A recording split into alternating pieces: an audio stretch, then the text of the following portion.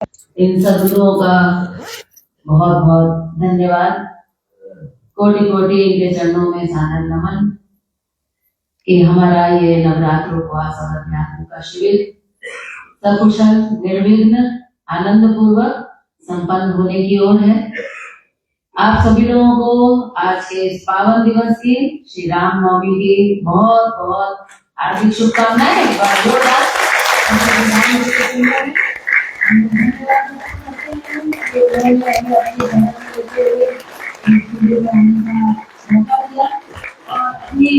अपने ताकत का हमें मार्ग दिखाया।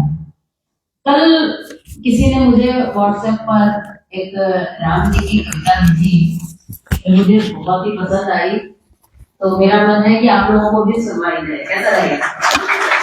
तो मैं चाहती हूँ कि जरा एक बार प्ले कर दें। बड़े ध्यान से सुनिएगा, बड़े अच्छे उसके शब्द हैं, बड़े अच्छे भाव हैं। तो हम लोग थोड़ा 5 मिनट की है, उसका आनंद लेते हैं, फिर आगे कुछ चर्चा करते हैं।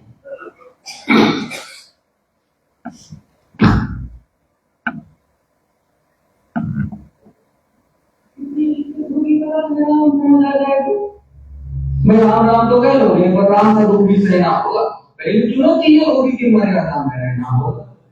और मर्यादा में रहना मतलब कुछ खास नहीं कर जाना है, बस आपको गले लगाना है और अहंकार जलाना है।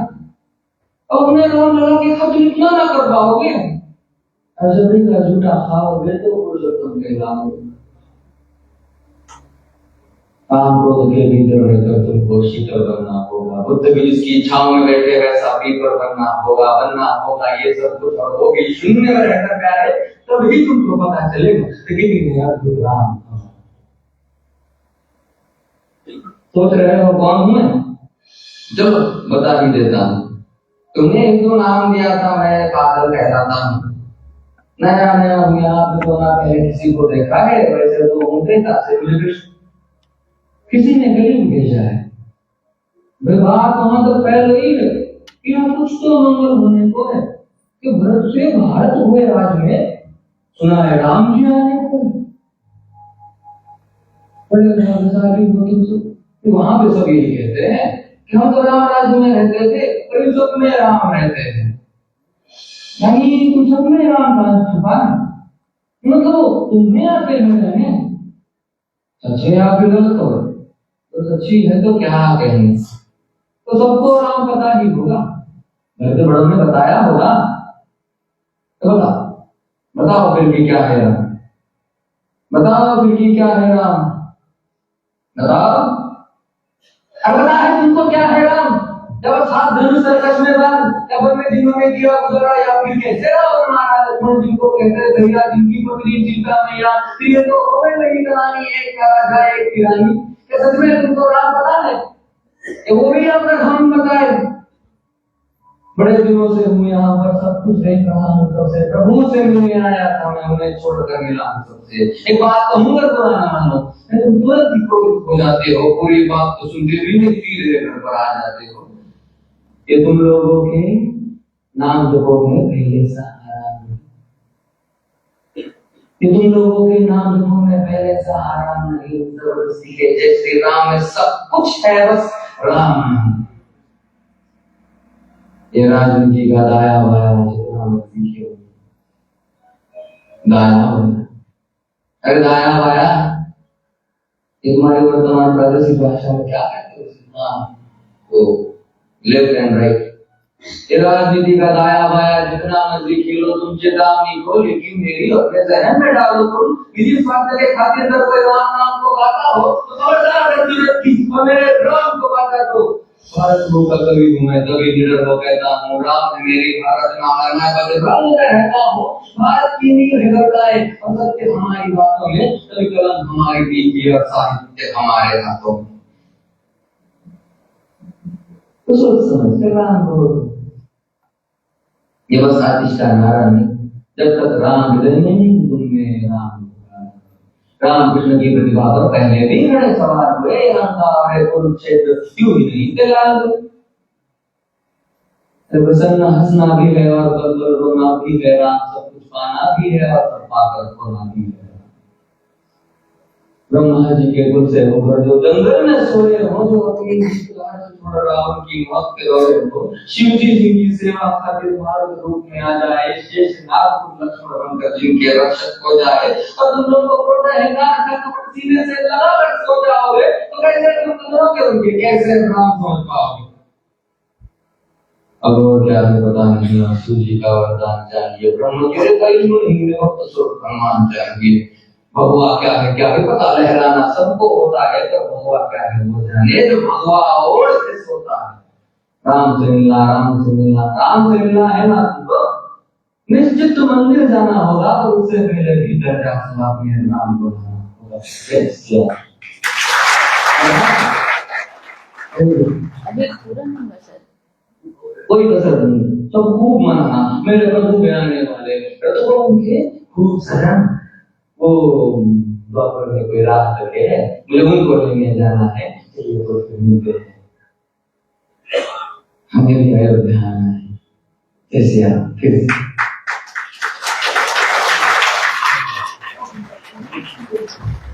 बड़े ही गहरे भावों के साथ राम का वर्णन बहुत सुंदर लगा मुझे।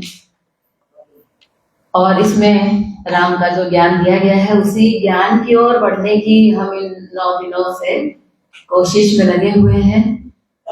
9 दिनों तक बड़े तपस्या के साथ साधना शिविर में भाग लेते हुए हमने अपने जीवन को एक नई दिशा देने का प्रयास किया।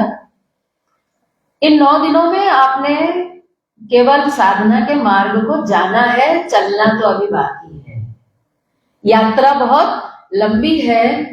रामचरितमानस के अनुसार ये 14 साल की साधना है, और 14 साल होने को तो यहाँ बहुत से ऐसे हैं जिनको 14 साल नहीं, मेरे जैसे 40 साल भी हो गए।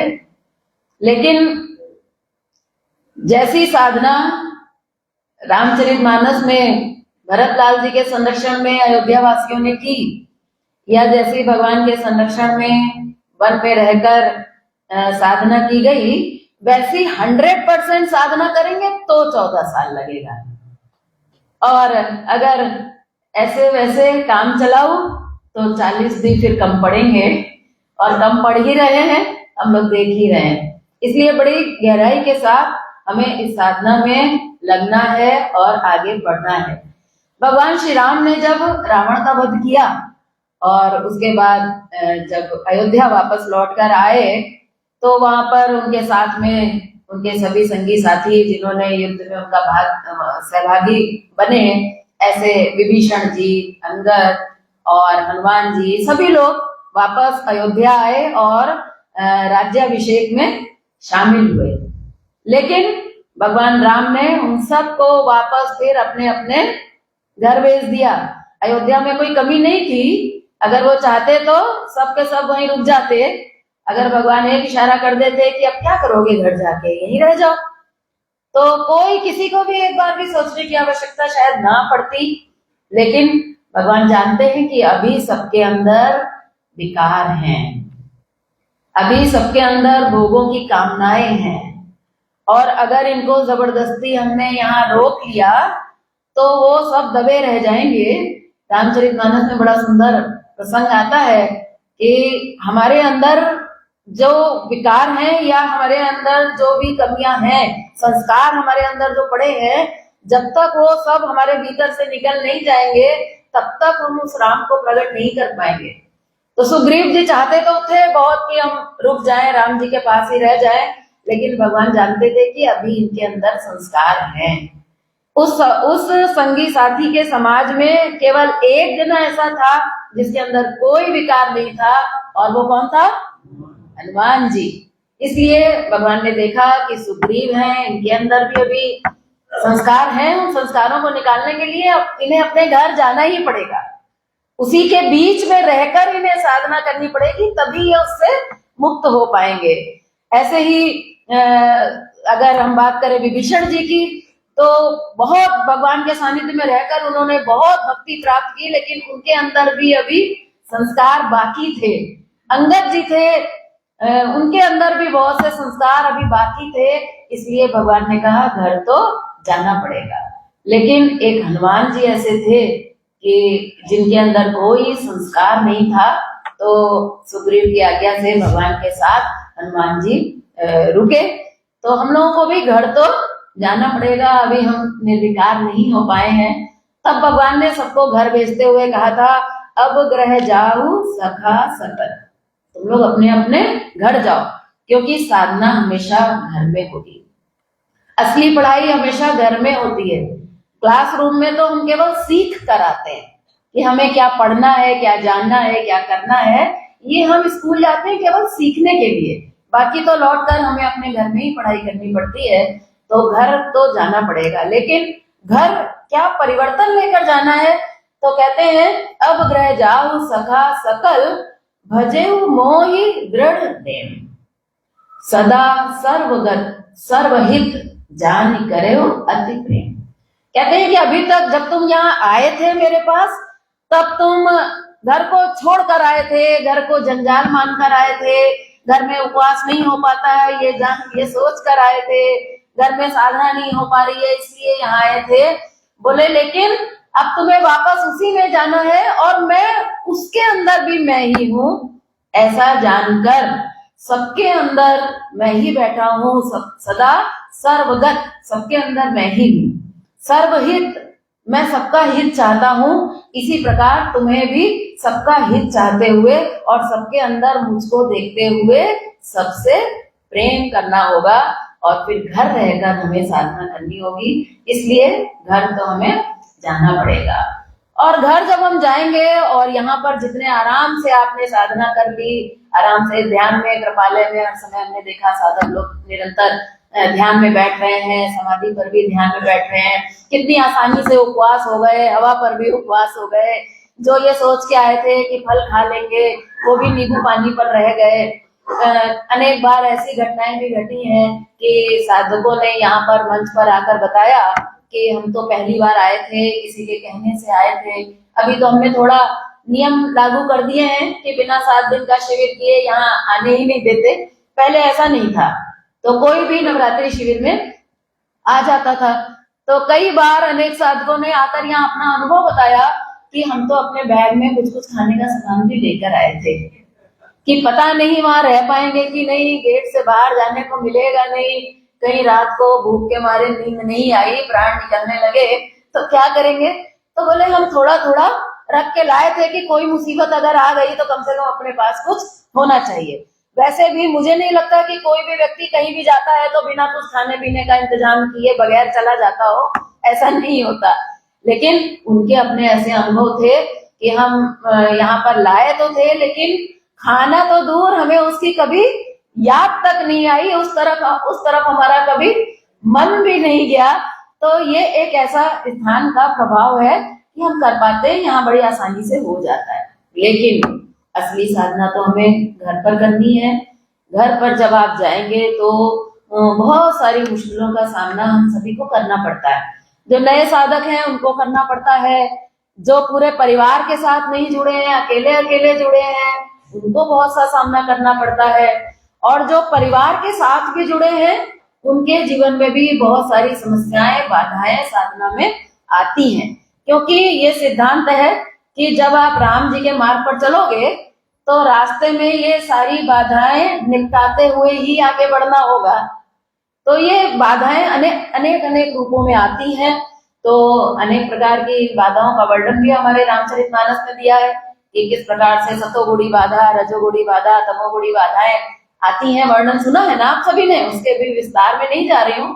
कहीं घर परिवार के लोग कहेंगे कि कितने दुबले हो गए, अच्छे खासे गए थे, कितना वजन कम हो गया है, कितने कमजोर हो गए हैं। बहुत से लोग कहते हैं जरा शीशे में अपना मुंह देखो, कैसा मुंह निकल आया है। तो जब हम शीशा देखते हैं ना, तो कहीं ना कहीं हमें भी लगने लगता है हाँ थोड़ा तो हो गया, ज्यादा हो गया। दूसरों की बातों का प्रभाव हमारे ऊपर थोड़ा पड़ने लगता है। बहुत से लोग कहते हैं अरे इतना करने की जरूरत नहीं है, चाय छोड़ दी ना, ठीक है, बस इतना काफी है। तो हमें भी ऐसा लगने लगता है कि हाँ ठीक है, तो कभी कभी तो खा ही सकते हैं। तो हम दूसरों की बातों में आ जाते हैं, हमारी साधना की कमजोरी रहती है, उसकी वजह से हम साधना की इन बाधाओं से पार नहीं हो पाते हैं। तो इन सारी बाधाओं को हमें पार करते हुए अपनी साधना को हमें आगे बढ़ाना है। कहीं हमारा तमोगुण हमारे आगे आता है, खूब सुन लिया कि सवेरे उठकर ध्यान करना है, लेकिन आंख जब खुलती है, हर साधक की आंख, हर दुनिया में हर इंसान की आंख 3 से 5 के बीच में एक बार खुलती ही है। ये डिवाइन प्रोसेस है, ये ईश्वर की कृपा है कि लगभग 2 से 5 के बीच में हर इंसान की आंख खुलती है। और हम समझते हैं कि शायद हमें टॉयलेट जाना है इसलिए हमारी आंख खुली है, हम जाते हैं, टॉयलेट होके वापस आते हैं और फिर से सो जाते हैं। तो ये बाधा बहुत बड़ी बाधा है। आलस्य आ जाता है हमें साधना के नाम पर, नींद बहुत आती है, सेवा करने का मन नहीं करता है, ऐसा लगता है कि चलो कल से कर लेंगे, आज तो अभी ये समस्या है, वो समस्या है, तो हम इसके बंधनों में जकड़ जाते हैं। तो हमें बड़ी मजबूती के साथ इन विकारों पर विजय प्राप्त करने के लिए बहुत कठिन आत्मबल की आवश्यकता होगी, ईश्वरीय बल की आवश्यकता होगी।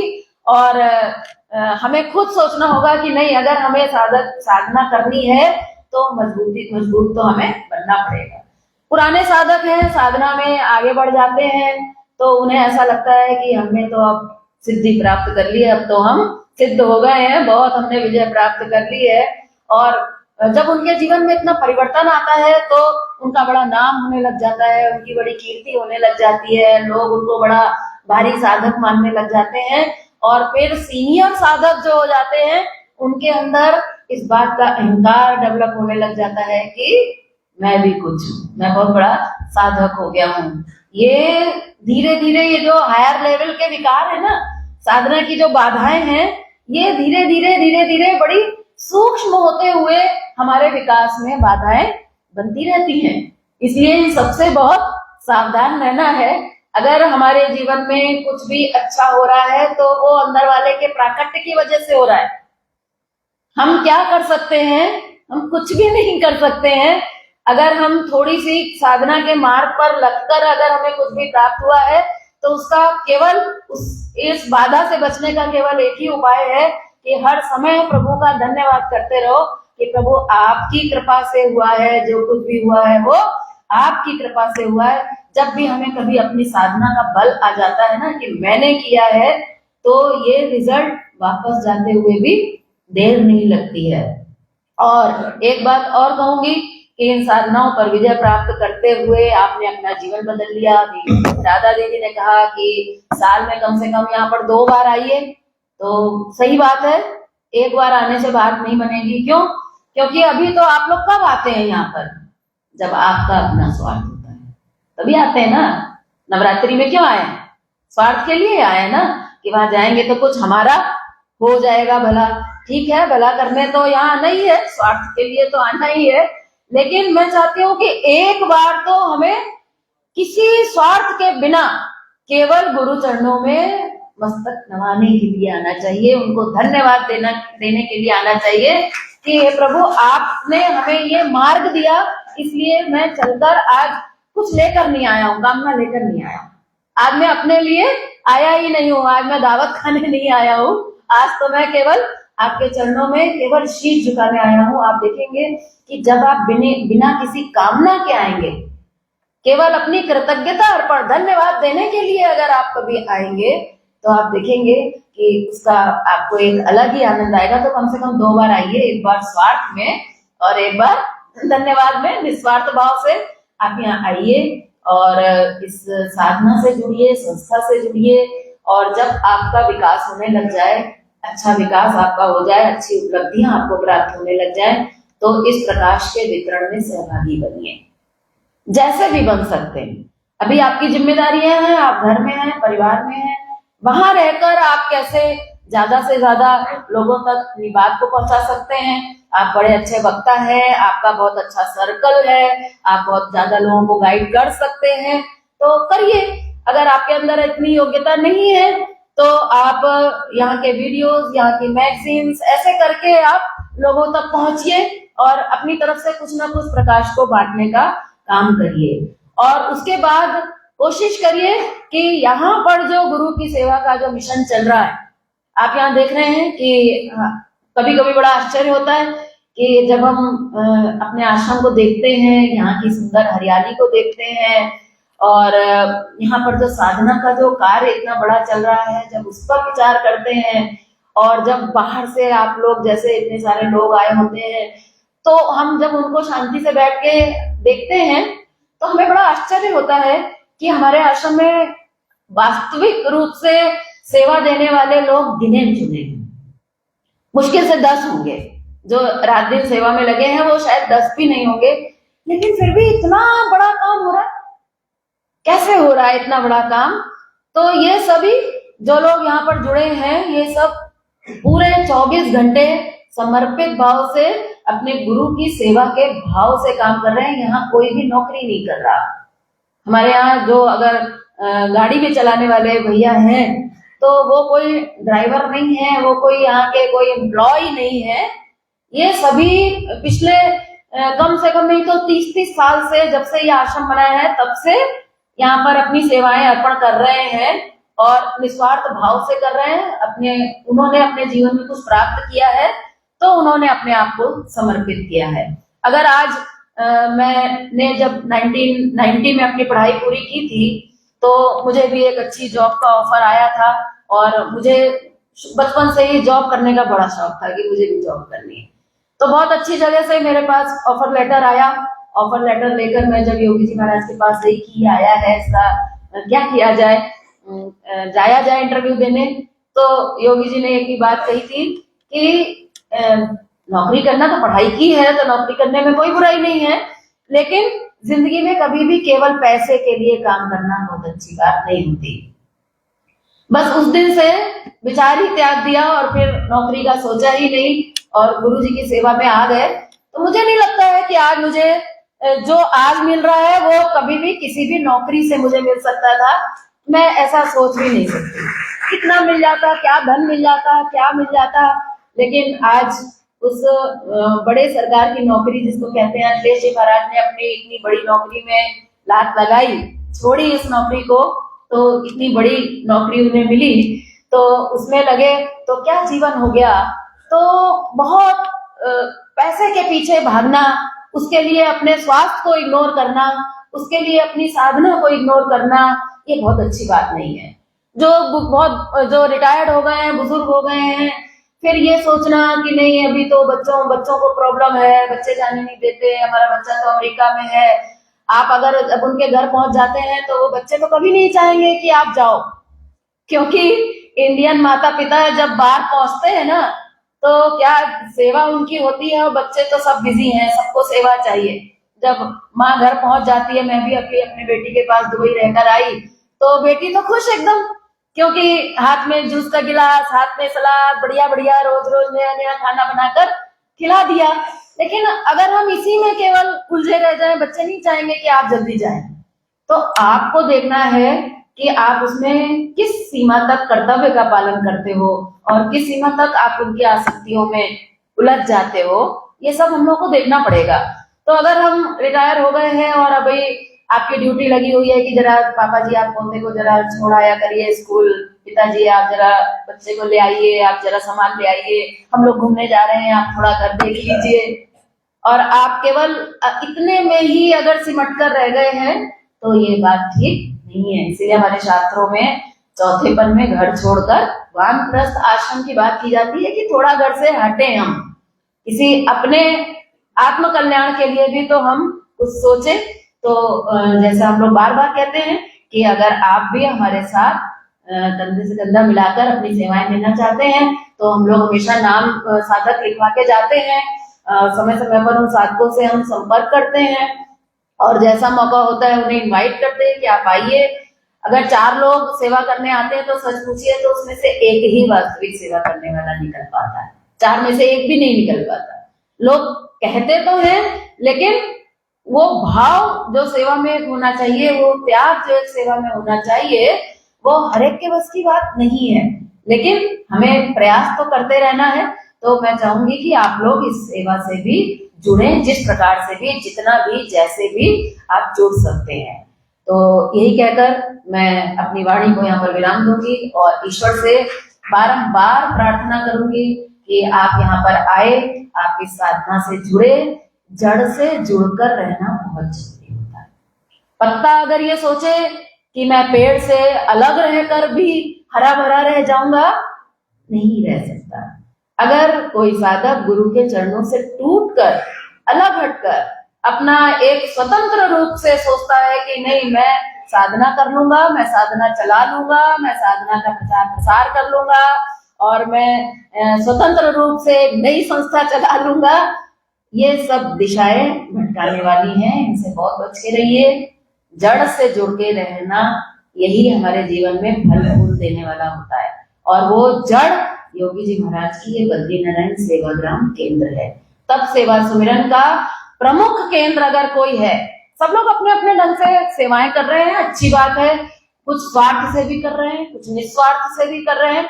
ये हर व्यक्ति का अपना अलग है कि वो स्वार्थ से कर रहा है या निस्वार्थ से कर रहा है। लेकिन तब सेवा सुमिरन की जो जड़ है, वो जड़ केवल और केवल ये मेरठ का आश्रम है।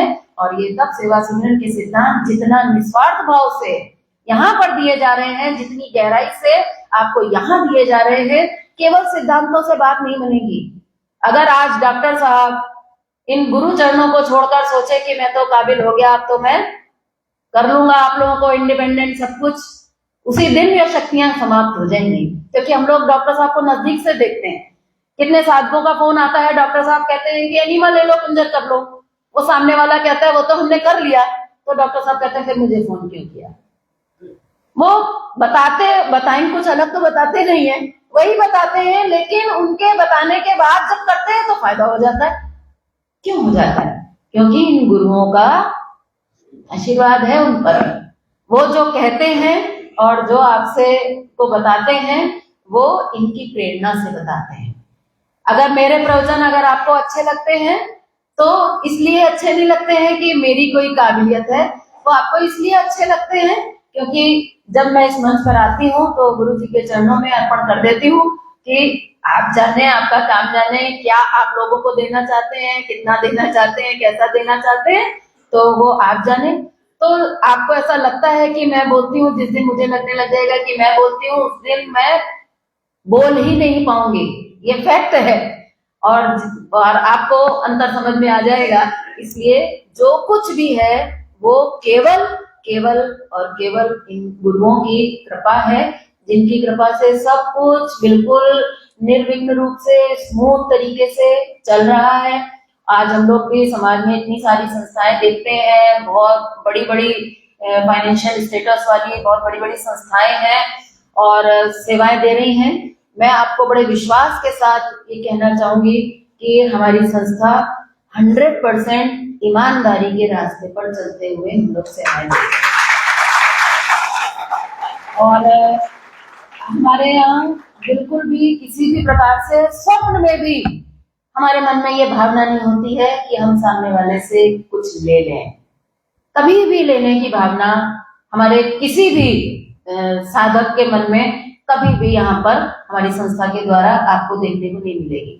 अगर कहीं भी इस कैंपस में रहकर हमारे आश्रम के किसी भी सदस्य के माध्यम से अगर आपको ऐसी कभी धोखे से कोई अगर आपको शक भी हो जाए या कहीं ऐसी कोई बात हो भी जाए, तो आप तुरंत हमें उसकी सूचना भी दीजिए, क्योंकि मती के लोग हैं, कहीं दोष हो भी सकता है। कई बार जो पिता होते हैं वो बड़े डंके की चोट पर कहते हैं कि मेरा बेटा तो बहुत लायक है, और पता चलता है बेटा कहीं बैठा है।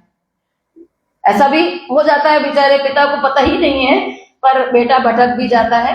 तो कहीं अगर कभी भी आपको हमारी संस्था के माध्यम से, किसी भी साधक के माध्यम से आपको कोई भी शिकायत अगर सुनने को आती है, तो दिल में मत रखिए, छुपाकर मत रखिए। ये मत सोचिए कि इसको इग्नोर किया जाए, नहीं, सुधार के लिए शिकायत का बहुत महत्व है। इसलिए जो भी यहाँ पर किसी भी रूप में आपको शिकायत हो तो वो भी हमें उसको अवगत कराएं। ठीक है, पब्लिक नहीं कराएं तो व्यक्तिगत रूप से करवाएं। कभी भी कोई भी शिकायत जो भी संस्था के स्तर पर आती है, ऐसा नहीं है कि कभी नहीं आती है, तो आती है तो हम उसको पूरा सकारात्मक रूप से उस पर जो भी सुधार के लिए प्रयत्न किया जाना चाहिए उसके लिए सदैव हम लोग प्रयासरत रहते हैं। तो मैं ईश्वर से कामना करती हूँ, प्रार्थना करती हूँ कि आप लोग जो मनोरथ यहाँ पर लेकर आए थे, आपके वो सभी मनोरथ पूर्ण हो। यहाँ से जाने के बाद अपने उपवास को खोलने में पूरी सावधानी बरतिएगा और यहाँ से जाकर तप के प्रति थोड़ा और हमें आगे बढ़ना है। केवल शरीर का ही तप नहीं, साथ साथ हमें अपनी वाणी का तप, हमें अपने मन का तप, हमें अपने आचरण का तप करना है। सेवा केवल खाने पैसे कपड़े से ही नहीं, बल्कि हमें तन मन धन और अपने आचरण से दिखना चाहिए। मैं कहती हूँ कि हमारा साधक जब भी कहीं बाहर जाए तो उसका आचरण ऐसा हो कि लोग उससे पूछें कि आप कुछ करते हो क्या, आप ऐसा क्या करते हो कि आप एक अलग व्यक्तित्व दिखते हो, ऐसा होना चाहिए। इसीलिए हम लोग कहते हैं खिले फूल खुशबू देते हैं, वैसे ही हम भी बन जाए। हमें खिले फूल जैसा बनना है कि हमारे पड़ोस में जो भी हो, हमारे आसपास जो भी आए, हमारे ऑरा के अंदर जो कोई भी आए, वो एक बार आपसे आकर्षित हो और आपसे पूछे कि आप क्या करते हो। ठीक है, तो इन्हीं शुभकामनाओं के साथ आप सभी को एक बार फिर से रामनवमी पर्व की बहुत बहुत हार्दिक शुभकामनाएं। बड़े आनंद के साथ अपने अपने घर जाएंगे। आपकी सभी की यात्रा मंगलमय हो। रामनवमी का पर्व मनाने के लिए हम लोग सूप पीने के बाद 11 बजे यहाँ पर पुनः एकत्र होंगे और बड़ी धूमधाम के साथ इस पर्व को मनाएंगे। जय श्री राम, जय श्री राम, जय श्री